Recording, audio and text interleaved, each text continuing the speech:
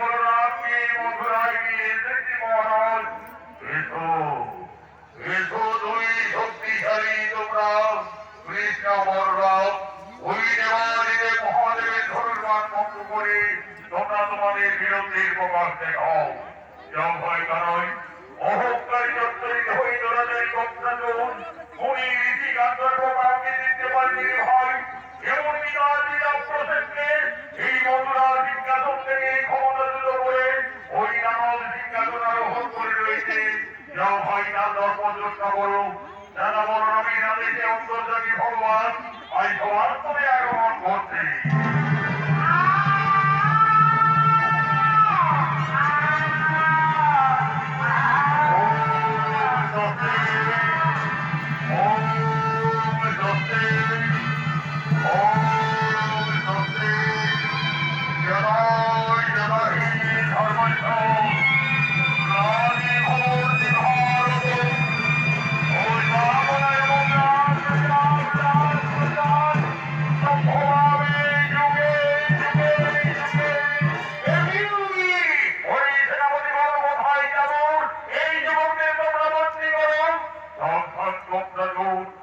আমাদের ভর্তি করার মতো তোমার যে কোনো ক্ষমতা নেই।